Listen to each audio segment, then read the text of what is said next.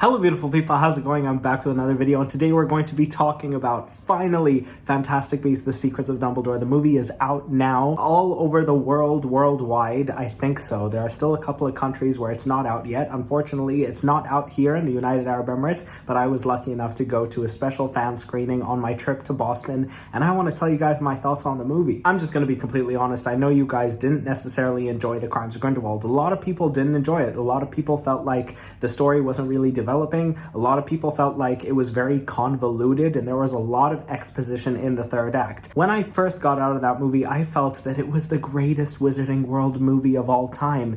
And I was really wrong, because a year later, I can now tell you that this movie really doesn't hold up. It is safe to say that the complete opposite has been done with The Secrets of Dumbledore, and I am so excited to share that news with you guys. Within the first half an hour of the movie, you can already tell that this film has a through line. It has a plot and it has a goal, and it's honing in on much fewer characters than we did in the last round. As this is not a spoiler review, so many spoiler videos are coming around the exact same time that I upload this one, inshallah. I will have to say that there are a lot of things that I can't speak about, but what I can speak about is the general consensus of the film. Dumbledore gives Newt and his gang a mission, a very specific mission to accomplish, and that is what this film focuses on. And I think that is the reason that this movie just works so well. Just like the Harry Potter films, each film contains one specific goal that needs to be accomplished. I really enjoyed Jude Law and Mads Mikkelsen in this role. I know that Johnny Depp was fired for allegations that may or may not be true. As of today, we still do not know. We have our hunches, but again, those are opinions that I try very hard to keep off the channel. But if you want to know my opinions on them, the videos are out there and you can tell by my face how I feel. However, I will say, to my disbelief, Mads Mikkelsen works really well as Gellert Grindelwald. Now, I don't personally want to say which one was better. Again, by the tone of my voice and how I'm speaking, I'm sure you can tell. Mads Mikkelsen was truly horrifying in the role. Johnny Depp and Mads Mikkelsen did what Michael Gambon and the late Richard Harris did with their roles as Dumbledore. Each person wanted to give a different take on the role, and this Grindelwald was truly terrifying, and it was something that I didn't really feel with the previous Grindelwald. I felt that Johnny Depp was giving a really theatric Johnny Depp performance, which of course is just so delicious. There's so much to love about that. But this Grindelwald is truly terrifying. There are specific scenes in this movie that I remember my entire audience at the Boston AMC gasping at in absolute horror. And they were all to do with an action or a choice that Grindelwald decided to make, and that is something that I feel was very lacking from Johnny Depp's role. Similarly, I also felt a sort of charm that Grindelwald has. Mads Mikkelsen is going with a much toned down, less theatrical look to his performance. The actual costume design on him is a lot more comforting in a way, and so you can actually kind of tell that this is a person that Dumbledore would have fallen for at a younger age. Which is another thing that, to my surprise, was very clearly discussed in the movie. And I don't think this is a spoiler because it was shown in a lot of the trailers. The relationship between Dumbledore and Grindelwald is very, very explicitly stated in this movie. It really gives you the entire Dumbledore backstory and a lot of new elements to him that, of course, I can't mention, but elements that I was so happy were revealed in this film. The movie's called Secrets of Dumbledore, and personally, in my opinion, I think the movie really holds up to the name. The last movie, The Crimes of Grindelwald,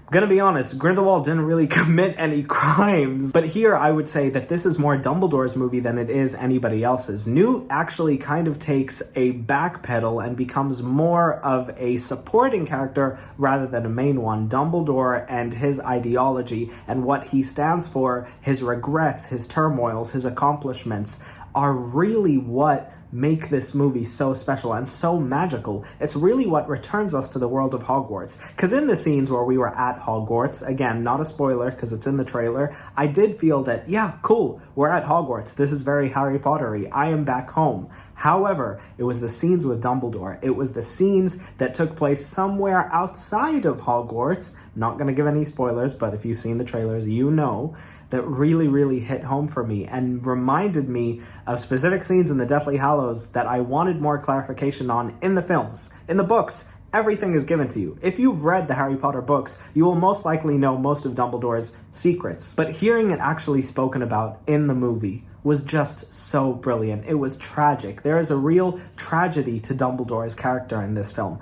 Jude Law gives an absolutely brilliant performance as Albus Dumbledore. I really strongly feel that now this Dumbledore that I'm seeing may be the best iteration of Dumbledore that we've ever gotten. I would say the second best is definitely Richard Harris, because he's really got that soft-spoken, mischievous look to him and the way he feels. But this Dumbledore, man, this Jude Law, he really gave it his all. You can really tell that he truly loves this character. He understands him on a very deep level. Now, whether that's the script giving it to him or if he, in fact, read those books at a younger age, he truly understands the depth of this character, how this character is somewhat morally gray. I mean, you guys know that Dumbledore literally raised Harry like a pig for slaughter. And that is somewhat emulated here. He kind of has this manipulative kind of personality trait where he understands he's made mistakes, but he just can't back away from them, and he can't bring his heart to make that sacrifice.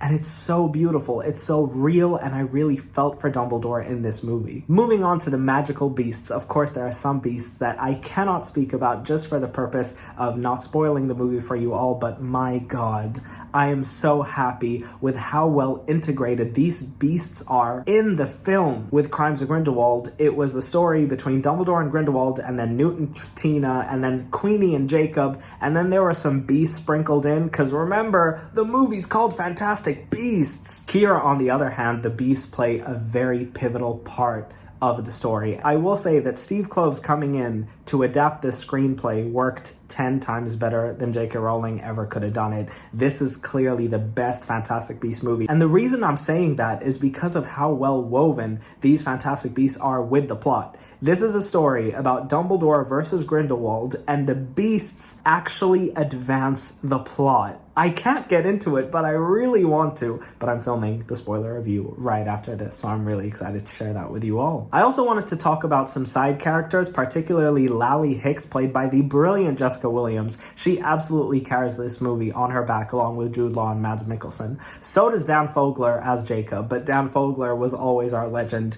Jacob over there, the king of kings. Lally's got this really interesting personality to her that I think is absolutely intoxicating. She is brilliant. She carried every scene she was in. She was a total scene stealer, and without giving away any spoilers, her relationship with Jacob was truly, truly magical. I also really like that we got a lot more Queenie in this movie. She was a little shortchanged in the second one, but I will say that her scenes in this movie are much more pivotal, and they really, really play a part in this film. Last but not least, I wanted to talk about the score.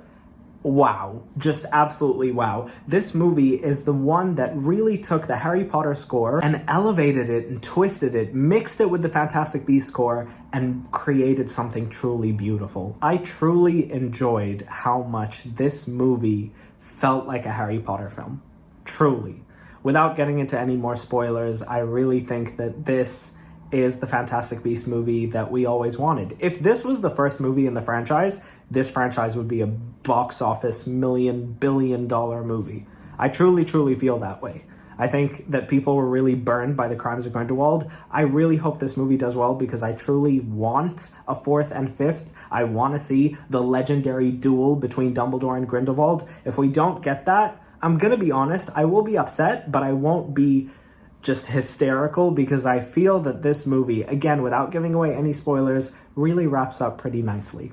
This movie really does a lot to kind of make you feel satisfied by the end, and I really enjoyed that, especially as a casual moviegoer. You want to be satisfied with your film, and this film truly satisfied me. So thank you all so much for watching my non-spoiler review of The Secrets of Dumbledore.